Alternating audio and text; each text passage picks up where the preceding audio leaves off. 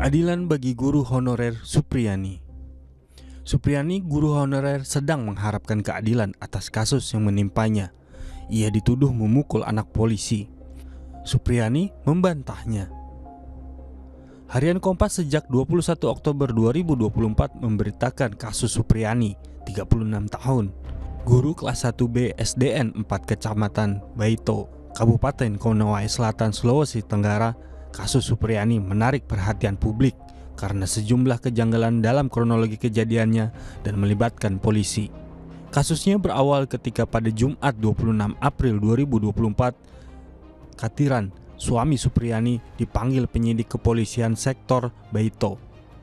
Penyidik menanyakan kontak istrinya. Di situ ia diberitahu bahwa salah satu orang tua murid melaporkan pemukulan yang dilakukan Supriyani. Saat datang di Polsek Baito, siswa dan orang tuanya sudah berada di sana. Ayah siswa tersebut adalah Ajun Inspektur 2 Wibowo Hasim, Kepala Unit Intelijen Polsek Baito. Menurut versi pelapor, Supriyani dituduh memukul anak Wibowo yang masih duduk di kelas 1A pada 4 April 2024. Berdasarkan kronologi pelapor, Supriyani memukul dengan sapu ijuk paha siswa tersebut hingga luka. Akan tetapi, Supriyani membantah tuduhan tersebut. Ia tidak pernah sekalipun memukul murid tersebut. Terlebih lagi, ia adalah guru kelas 1B yang hari itu mengajar di kelas. Supriyani sempat diminta penyidik meminta maaf kepada keluarga pelapor sebagai upaya damai.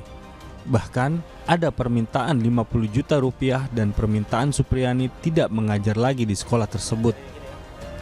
Supriyani tetap konsisten menyampaikan tidak pernah memukul murid. Hal itu diperkuat dengan keterangan guru lainnya hingga kepala sekolah. Penyidik akhirnya menetapkannya sebagai tersangka.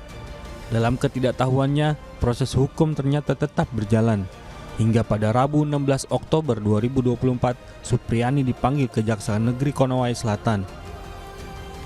Setelah diperiksa, ia langsung ditahan di Lembaga Pemasyarakatan Perempuan kelas 3 Kendari, Sulawesi Tenggara.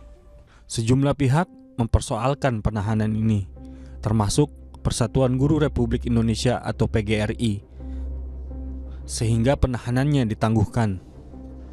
Pada Selasa 22 Oktober 2024, kita mengapresiasi langkah Kepala Kejaksaan Negeri Konawe Selatan Ujang Sutisna yang menangguhkan penahanan agar Supriyani bisa berkumpul bersama keluarga.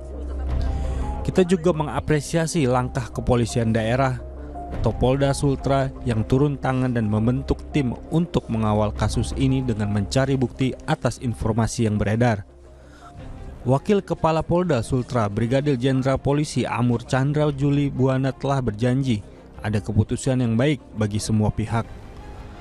Penyelesaian kasus ini berada di tangan kepolisian karena kasus ini bermula dari laporan polisi. Keputusan yang arif bijaksana dari kepolisian sedang dinanti, seperti meminta pelapor menarik laporannya. Dengan demikian, Supriyani mendapatkan keadilan yang diharapkannya.